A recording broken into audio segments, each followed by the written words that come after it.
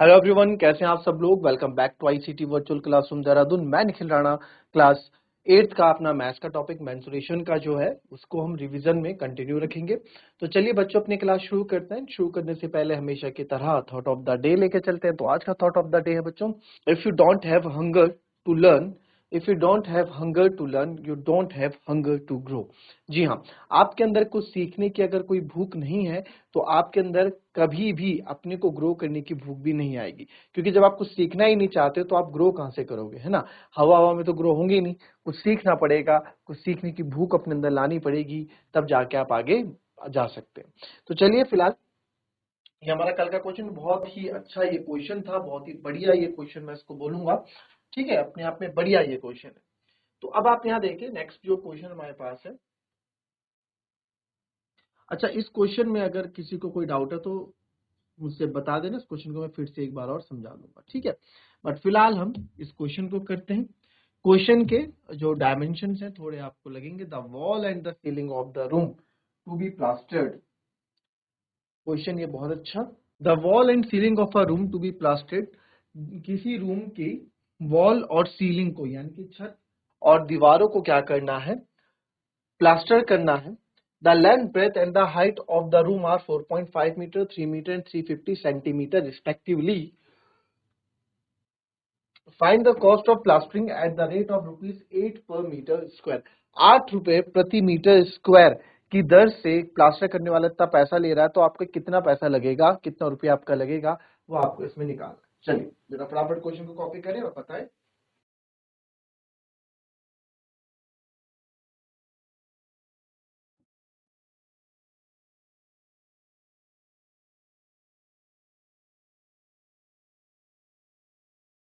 इस क्वेश्चन को देखो, आंसर आया, किसी ने ट्राई किया इसको। तो देखिए इस क्वेश्चन में क्या है।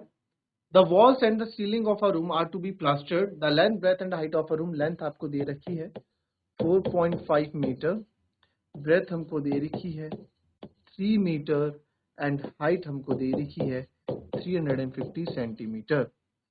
Find the cost of plastering at the rate of rupees 8 per meter square। और जो रेट है वो ₹8 पर मीटर स्क्वायर है, ठीक है। अब हमको क्या इसकी प्लास्टरिंग का निकालना है। अब एक बार बताओ, अब यहाँ पे जो रेट है मीटर में, बट सर ये हाइट ना सेंटीमीटर में दे दी, तो कोई भी घबराने वाली बात नहीं है। मेरे को सर ये 4.5 मीटर अच्छा नहीं लग रहा है, इसको सेंटीमीटर में कर देते हैं। इसको जब सेंटीमीटर में करोगे तो हो जाएगा 450 सेंटीमीटर। अब 450 सेंटीमीटर हो जाएगा तो कैलकुलेशन ज्यादा हो जाएगी। कैलकुलेशन ज्यादा हो जाएगी तो आप बोलोगे सर पहली बात तो ये सेंटीमीटर में है, अब सेंटीमीटर में, और जो रेट आपको दे रखा है वो मीटर में है, ठीक है। रेट जो आपको दे रखा है मीटर में, तो यानी कि हमारा हमको क्या करना पड़ेगा, हमें चीजें मीटर में ही लेनी पड़ेंगी। इसके अभी दूसरे तथ्य पे भी मैं आऊंगा, उस पर भी बात करेंगे, ठीक है। तो हमें देखा सब चीज मीटर में यहाँ पे, तो मीटर में आने के लिए आप क्या करेंगे, सेंटीमीटर है तो इसको 350 अपॉन 100 आप करोगे। 350 सेंटीमीटर है तो इसको 350 अपॉन 100 करेंगे, तो हाइट इसका हो जाएगा 350 अपॉन 100। क्योंकि सेंटीमीटर है, मीटर में मुझे करना है, 1 जीरो से 1 जीरो कट जाएगा, आएगा 3.5 मीटर, ठीक है। चलिए अब हमको कहाँ का प्लास, the wall and the ceiling of a room are to be, किसी भी रूम की वॉल और सीलिंग छत में आपको प्लास्टर करना है। तो एरिया टू बी प्लास्टर्ड, या फिर आप क्या लिखेंगे, हाँ एरिया टू बी प्लास्टर्ड क्या होगा, एरिया टू बी प्लास्टर्ड जो हमको प्लास्टर्ड करना है वो किसके बराबर है, area of 4 walls plus area of ceiling, ठीक है। तो एरिया ऑफ 4 वॉल्स हमको पता है 2 L plus B multiply by H होता है। और एरिया ऑफ सीलिंग, सीलिंग मतलब छत, छत में आप देखोगे लंबाई और चौड़ाई होगी, हाइट नहीं होगी। तो एरिया ऑफ सीलिंग यानी कि लेंथ इंटू ब्रेथ। इसमें हम वैल्यूज डाल देते हैं। 2 L कितना है 4.5 प्लस 3 इंटू हाइट है मेरी 3.5 और L इंटू बी यानी कि 4.5 इंटू 3, ठीक है। तो इसको हम सॉल्व कर देंगे। अब आप चाहे पहले अंदर ब्रैकेट सॉल्व कर दें, ये 2 ऐसे ही रहेगा, इक्वल्स टू है 2 4.5 प्लस 3 4 और 3 7.5 और मल्टीप्लाई बाय 3.5 है ना, तो इधर मल्टीप्लाई बाय 3.5 प्लस ये हो जाएगा सर 4.5 इंटू 3, तो 4.5 इंटू 3 अगर आप करते हैं तो ये आएगा 3 5 जा 15, 1 कैरी, 3 4 जा 12, 1 कैरी 13.5। इसको मैं करूंगा 75 टू 150, 15 इंटू 3.5 प्लस 13.5 आएगा, तो 15 5 जा 75, 15 5 जा 75, 7 कैरी, ठीक है, 15 3 जा 45, 45 और 7 52, तो 52.5 प्लस 13.5 इसको हम करेंगे तो 5 और 5 ये हो जाएगा आपका सिंपल। देखो ये तो 56 हो जाएगा, देखो कैसे आपको करके बताऊं, 52.5 और 13.5, ठीक है, 5 5 10, 3 2 5 1 6, 5 और 1, यानी कि 66 मीटर स्क्वायर हमको क्या करना है, प्लास्टर करना है। तो एक एरिया प्लास्टर का एक एरिया जो है वो एक ₹8 पर मीटर स्क्वायर वो ले रहा है, ठीक है। तो देयरफॉर रेट कितना है, बिकॉज रेट चल रहा है ₹8 पर मीटर स्क्वायर, या फिर आप बोल सकते हैं कॉस्ट निकालनी है तो रेट क्या है कि 1 मीटर स्क्वायर का सर ₹8 है, तो 66 मीटर स्क्वायर का कितना होगा, 66 इंटू 8, तो 8 6 जा 48, 4 कैरी, 8 6 जा 48 और 4 50, तो ₹528, ठीक है। तो देयरफॉर कॉस्ट ऑफ प्लास्टरिंग आप लिखेंगे, कॉस्ट ऑफ प्लास्टर हो जाएगा ₹528, क्या होगा, प्लास्टर की कॉस्ट आ जाएगी, ठीक है। इसको कॉपी करें, फिर इसको भी देखते हैं, अगर दूसरा आप इसको अगर हम चेंज ना करें तो सर कैसे करेंगे वो भी आपको बताता हूँ। चलो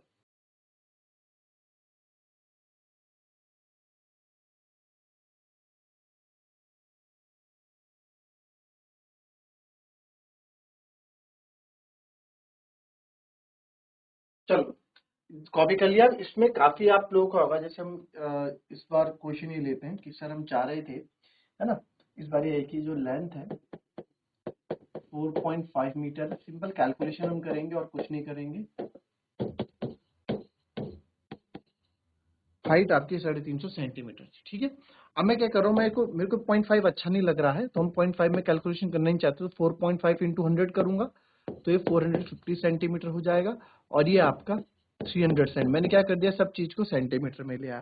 तो area of wall, area of painted हमें निकालना था, तो क्या होगा 2L प्लस बी, यानी कि सर 450 प्लस 300, है ना, 400 इंटू एच, यानी कि 350 तो है ही, प्लस एल इंटू बी, यानी कि 450 इंटू 300, इसको अंदर करेंगे, ये आएगा 750, है ना, गुणा 350 प्लस इसको गुणा कर देंगे, 3 0 जा 0, 3 5 जा 15, 1 कैरी, 3 4 जा 12, 1 कैरी 13, और 2 जीरो इसके तो है ही, तो ये जाएगा 1500 गुणा 350 प्लस, ठीक है।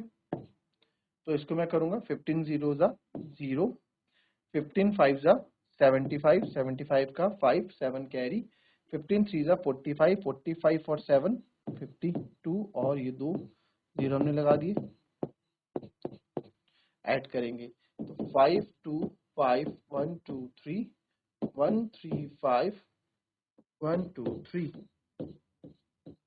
5 5 10 1 0, 5 5 10 2 3 5 6, और ये 6, तो ये कितना आ जाएगा 66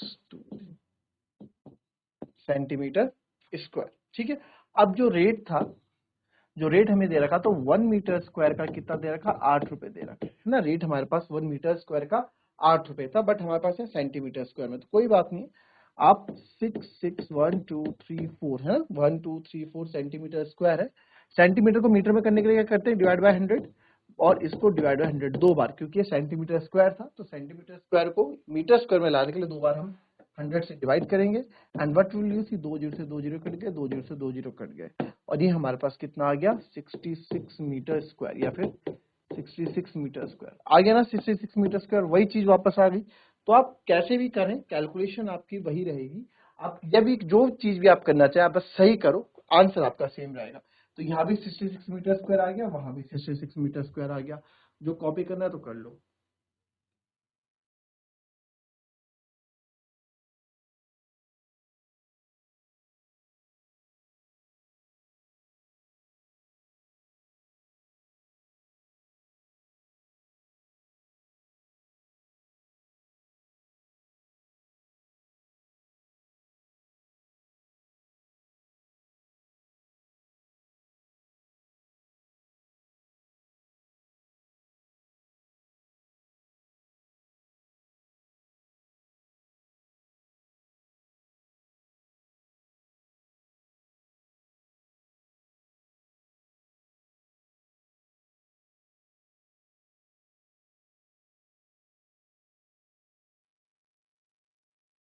चलिए क्वेश्चन हमने कर लिया।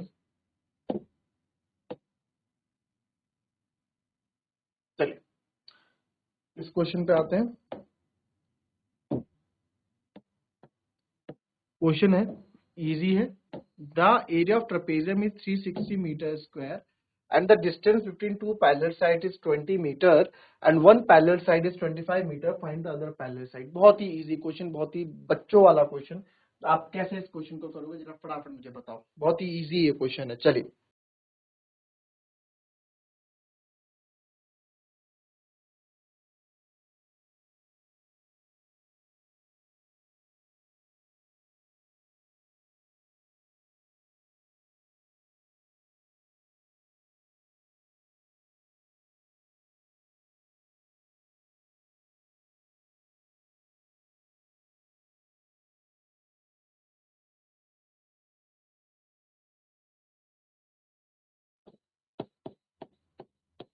देखो, एरिया ऑफ ट्रेपेजियम आपको दिया है 360 metre square. Distance between parallel side, अब देखो डिस्टेंस बिटवीन पैरेलल साइड के मतलब क्या, ये हमारा ट्रेपेजियम होता है, ठीक है, ये हमारा ट्रेपेजियम होता है। और इसके बीच पैरेलल साइड्स कौन सी होती है हमारी, ये दो पैरेलल साइड होती है, इनके बीच की डिस्टेंस यानी कि आपको हाइट की ये बात कर रहा है यहाँ पे, इसमें घबराना नहीं है। ये पैरेलल साइड्स होती है, इनकी बीच की दूरी, इनके बीच की दूरी आपको 20 मीटर यानी कि हाइट जो है, हाइट यहाँ पे 20 मीटर दी गई है।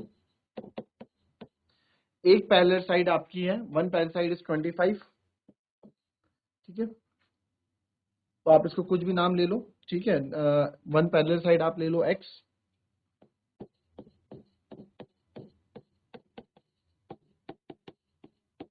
आपकी है 20 मीटर। लेट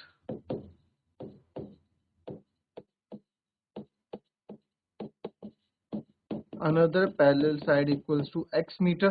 तो देयरफॉर एरिया होता है आपका, एरिया ऑफ ट्रेपेजियम क्या होता है, हमें पूरा लिखना है half multiply by of sum of two parallel sides multiply by height.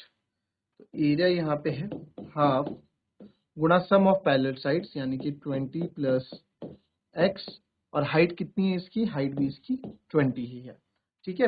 तो एरिया हमें निकालना है, x निकालना है, एरिया तो आपको यहाँ दे रखा है जो कि 360। अब इस हाफ को इधर मल्टीप्लाई करने से बढ़िया है 1/2 मल्टीप्लाई में इधर आके डिवाइड में, इधर डिवाइड में इधर आके मल्टीप्लाई में हो जाएगा, यानी क्रॉस मल्टीप्लाई।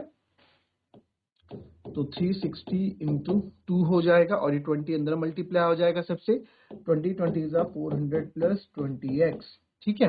ये हो जाएगा आपका 720 और ये 400 में इधर ले आऊंगा माइनस का 400 इक्वल्स टू 20x। तो 720 माइनस 400 ये हो जाएगा 320 बराबर 20x। तो हमें x की वैल्यू चाहिए, 1 0 से 1 0 कर दिया, 2 से 16, तो x बराबर आ गया बच्चों 16। बहुत इजी क्वेश्चन था, तो ये कैलकुलेटर ज्यादा था नहीं, कॉपी कर लेंगे।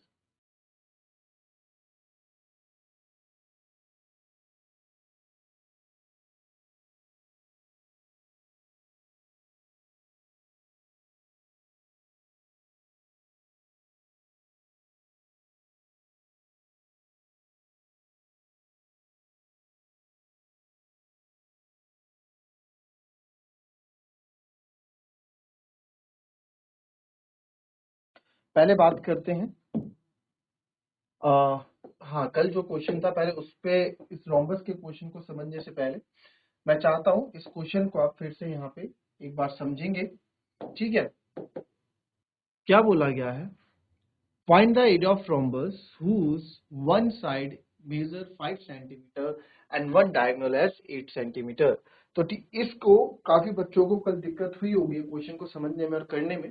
तो आइए इस क्वेश्चन को समझते हैं, पहले कॉपी कर लें, जिसको आता है करे, अदरवाइज फिर इसको मैं फिर से समझाता हूं।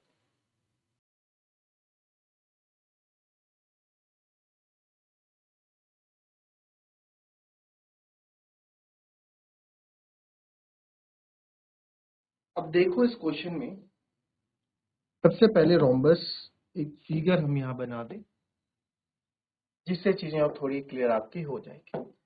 Find the area of rhombus, area of rhombus whose side measure 5 centimetre. तो जो इसकी साइड है बच्चों वो कितनी है, 5 सेंटीमीटर है and one diagonal as 8 centimetre, और इसका कोई एक डायगोनल है उसको हम ले लेते हैं 8 सेंटीमीटर। नामकरण कर देते हैं इनका, this is A, this is B, this is C and this is D. अगर एक 5 है तो सारी की सारी ही आपकी क्या हो जाएंगी, 5 हो जाएंगी, बिकॉज रोम्बस में सारी साइड्स क्या होती हैं बच्चों, रोम्बस में सारी साइड्स इक्वल होती हैं। अब हम बात करते हैं, और ये जो आपको जो बोला है डायगोनल कितना आपको बोला गया है, डायगोनल हमको बोला गया है 8 सेंटीमीटर, पूरा कितना है 8 सेंटीमीटर है। ठीक है, तो हमें इसका एरिया निकालना है। ठीक है, तो सबसे पहले जो जो चीजें गिवन है वो आप लिख लें।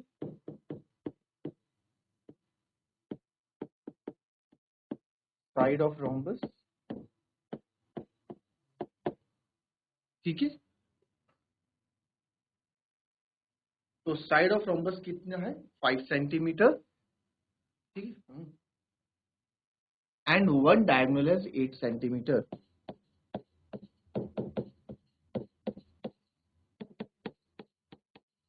ठीक है, एक डायगोनल इसका 8 सेंटीमीटर का है, यानी कि AC। तो इसको हमने साइड ऑफ रोम्बस को आप लिख दो कोई सा भी, ACD 5 है, और यहाँ पे आप इसको लिख दो AC जो कि 8 सेंटीमीटर। क्लियर? चल, अब इसमें देखें, इसमें एक चीज देखें, साइड ऑफ रोम्बस और वन डायगोनल AC 8 सेंटीमीटर। अब हमको क्या निकालना है, इसका एरिया निकालना है। एरिया का हमारे पास फिगर क्या है, एरिया का हमारे पास रोम्बस के एरिया, हालांकि कुछ बच्चों को पता है कुछ को नहीं पता है, एरिया के हमारे पास दो फॉर्मूले होते हैं इसके। पहला बेस इंटू हाइट, ये वाला फॉर्मूला बहुत ही कम बच्चों को पता है कि बेस इंटू हाइट भी एक फॉर्मूला होता है रोम्बस के लिए, और ये फॉर्मूला ज्यादातर बच्चों को पता है, half into product of diagonal. ठीक है, D1 इंटू D2। ठीक है, या half into product of diagonals में लिख देता हूं, जिससे जिनको नहीं पता है वो समझ जाए। प्रोडक्ट ऑफ डायगोनल्स, ठीक है, जिसको आप बोलते हैं half multiply bye D1 into D2। अब एक डायगोनल बेस हाइट तो हमारे पास, बेस तो हम ले सकते हैं बट हाइट तो यहाँ से हम निकाल ही नहीं सकते, किसी भी एंगल से हम यहाँ पर, हमारे पास हाइट गिवन ही नहीं है, ना ही हम इसमें हाइट पे इसमें कुछ कर सकते हैं। आप अगर यहाँ कोई हाइट खींच भी लेते हैं, बिल्कुल आप एक हाइट आपने ले ली, तो आपको ये वाला पॉइंट मुझे नहीं पता होगा कि यार ये मैं कितना लूं, है ना, ये मुझे नहीं पता होगा कि हम कितना लें, तो यानी कि इट मीन्स कि बेस इंटू हाइट वाला फॉर्मूला तो नहीं लगने वाला है। अब जो यहाँ मुझे चाहिए, मुझे डायगोनल 2 चाहिए। ठीक है, अब प्रॉपर्टीज हमको सारी डायगोनल्स की, जो रोम्बस से डायगोनल की प्रॉपर्टीज होती हैं, उनको सारे को याद रखना है। तो आप यहाँ लिखेंगे, है ना, इन दो फॉर्मूले हमारे पास, इन दो फॉर्मूले के अकॉर्डिंग हम काम करेंगे। ठीक है, तो इसके अकॉर्डिंग अब आप देखो, यहाँ पे मैं बोल सकता हूं because,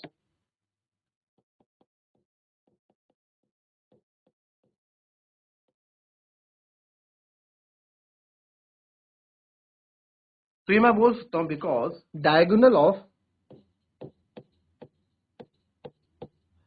diagonal of rhombus bisect each other at 90 degree, कि हम क्या मानते हैं कि जो डायगोनल होते हैं रोम्बस के, वो एक दूसरे को बाइसेक्ट करते हैं, दो बराबर भागों में बांटते हैं एट 90 डिग्री। तो देयरफॉर आप मिलेंगे लेट, एक डायगोनल हम लेंगे BD be diagonal,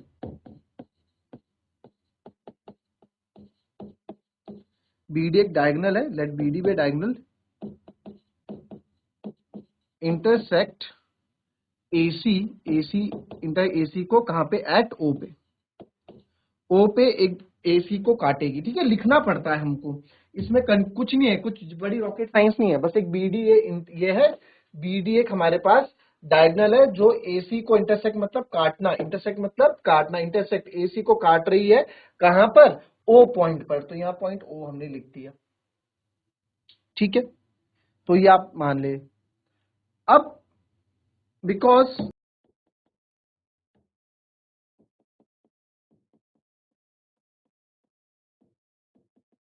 diagonal bisect each other diagonal एक दूसरे को बाइसेक्ट करते हैं, तो देयरफॉर मैं बोल सकता हूं कि AO बराबर OC होगा,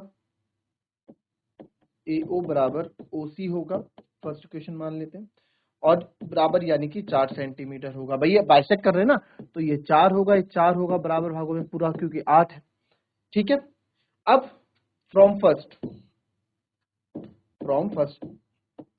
ये फर्स्ट इक्वेशन मैंने मान ली, ये 90 डिग्री भी बनाते हैं, देखो यानी कि यहाँ पे 90 डिग्री है, बाइसेक्ट कर रहा है ना, एक दूसरे को काटा है, एक दूसरे को जहां पे काटते हैं बाइसेक्ट करते हैं वहां पे 90 डिग्री बनाते हैं। तो आप इसको अभी हम फिलहाल ये चारों 90 डिग्री है, तो फिलहाल इसकी बात मैं कर रहा हूं। तो इन ट्राइंगल COD देखेंगे from first, in triangle COD, ठीक है, COD फ्रॉम फर्स्ट के इन ट्राइंगल COD, तो आप देखेंगे COD एक राइट एंगल ट्राइंगल बन रहा है, 90 डिग्री है, 90 डिग्री के सामने वाला आपका हाइपोटेनस होता है, तो CD square is equals to CD का जो स्क्वायर है, हाइपोटेनस का स्क्वायर है, आपका हो जाएगा OC का स्क्वायर प्लस OD का square.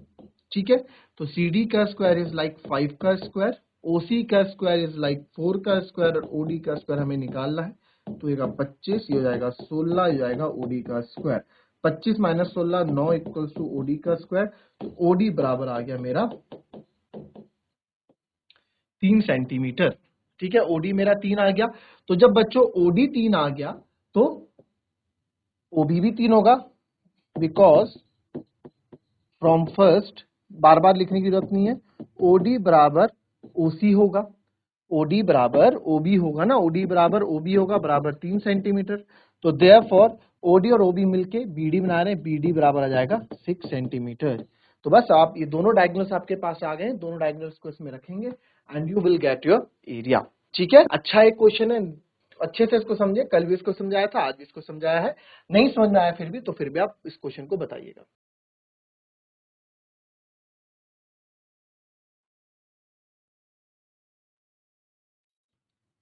So that's all for today बच्चों, मिलेंगे आपसे अपने कल की नेक्स्ट क्लास में, तब तक के लिए be happy, be healthy and be safe. Thank you and have a nice day.